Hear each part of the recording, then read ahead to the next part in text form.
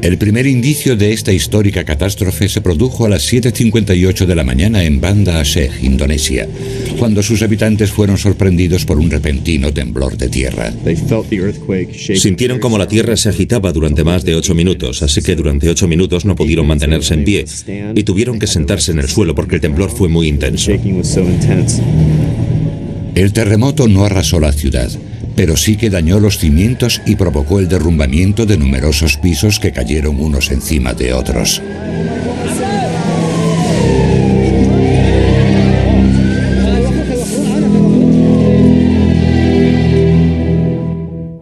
Alguien vio cómo se caía el edificio de un supermercado de aquí. Luego yo quise ir a echar un vistazo. Rina Gwynne, una profesora de 24 años, se subió a su moto y corrió a ver qué había ocurrido. Todo el mundo creía que lo peor ya había pasado, pero el terremoto solo era un aviso.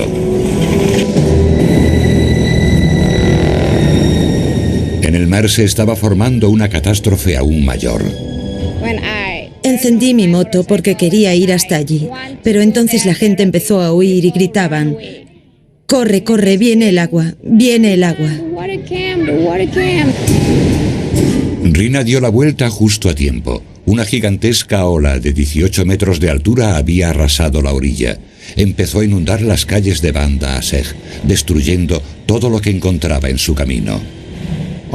Todo el material de las casas de primera línea de playa que fueron arrasadas por la ola se había convertido ahora en un ariete o en una gran topadora, metiéndose en las partes más interiores de la ciudad. Las amplias calles de la ciudad de Banda Aceh sirvieron como conducto o canal para que este material entrase en la ciudad, así que en esa zona alcanzó velocidades mucho mayores. El agua tenía de 2 a 4 metros de profundidad y se movía a una velocidad de 16 a 48 kilómetros por hora. El litoral de la ciudad fue la zona más afectada y luego, según ibas metiéndote más hacia el interior, estaba toda la zona de los escombros.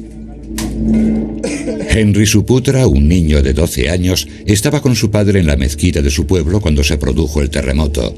Más tarde, cuando llegó el tsunami, se dirigía a casa a ver cómo estaban su madre y su hermana. La gente empezó a gritar: ¡agua, agua! ¿Qué hiciste? Me puse a correr. Corrí hacia los campos de arroz y me subí al tejado de una casa. Pero el agua les alcanzó y se los llevó. Él sobrevivió porque se agarró a un cocotero que había en el agua y fue arrastrado por la corriente alrededor de 1,5 kilómetros al interior. El tsunami fue provocado por un terremoto a unos 80 kilómetros de la costa de Sumatra, al norte de Indonesia. Con una magnitud de 9,3 en la escala de Richter, fue el segundo seísmo más fuerte jamás registrado. El terremoto más grande que conocemos es el de Chile de 1960. Provocó un tsunami enorme, pero cerca de la costa de Chile había mucha menos densidad de población. Allí murió mucha menos gente. Otro terremoto grande fue el de 1964, ocurrió en Alaska. Pero fue en una zona muy poco poblada, hubo muchísimas menos muertes.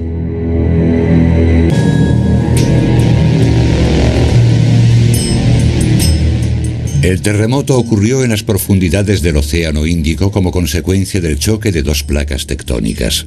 La placa oceánica llevaba siglos moviéndose hacia la placa continental a una velocidad de aproximadamente 6 centímetros al año, pero en vez de deslizarse por debajo se quedaron atascadas. Permanecieron atascadas durante mucho tiempo. Este proceso crea una tensión y cuando se acumula la suficiente tensión, se rompe el equilibrio y una de ellas cede y deja de haber contacto. En solo unos segundos, 1.000 kilómetros de placa continental se elevaron bruscamente unos 18 metros. Y liberó una cantidad de energía equivalente a unas 10.000 o 20.000 bombas nucleares. La liberación de energía fue tan potente que afectó a la rotación de la Tierra, disminuyendo la duración del día en 2,68 microsegundos. El repentino desplazamiento de las placas aumentó el nivel del mar al oeste de la falla y disminuyó al este. Creo que seguramente en unos 2 minutos miles y miles, millones de toneladas de agua fueron desplazadas hacia el exterior. El desplazamiento de las placas generó un tsunami. una serie de enormes olas saliendo hacia el exterior. 20 minutos después del terremoto, la isla de Sumatra fue golpeada en 2 de sus costas. El número de olas que golpearon la costa de Sumatra depende de dónde estaba cada persona. En la zona de Banda Aceh, los testigos dicen que vieron 3 olas y que la segunda fue la más grande. Sin embargo, en la zona del océano abierto, un testigo me contó que cree que hubo alrededor de 7 olas y que llegaron en una sucesión muy rápida y que la primera ola fue la más grande. La altura de las olas oscilaba entre los 12 metros en la costa norte de Banda Aceh a los 27 metros en la parte del océano abierto. El agua entró hasta 4 kilómetros en el interior. A 3 kilómetros seguía siendo tan profunda como para dejar escombros en el balcón de este edificio.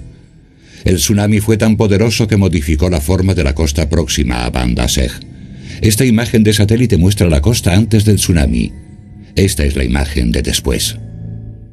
Toda la zona de la orilla fue completamente aplanada. Las estructuras de cemento resistieron la fuerza de las olas. Sin embargo, la mayoría de los edificios pequeños, las casas y los edificios de ladrillo fueron completamente arrasados por el agua. Las carreteras de la costa fueron arrasadas y los puertos también.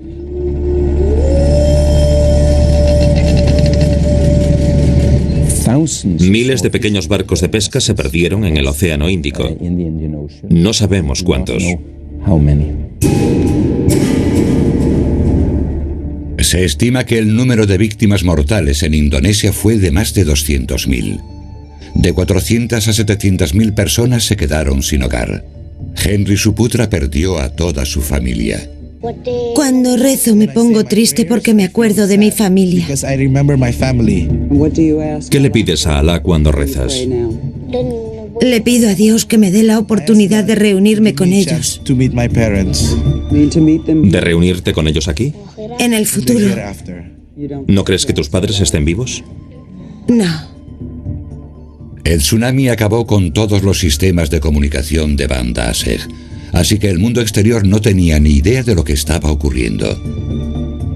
El Centro de Alerta de Tsunami del Pacífico en Hawái recibió el primer indicio de la catástrofe, ya que detectó los movimientos sísmicos del terremoto casi inmediatamente. 15 minutos después del terremoto y antes de que el tsunami golpease Banda Aceh, el centro emitió su primer boletín avisando a las naciones costeras del Pacífico de un terremoto. Más tarde informó de un posible tsunami.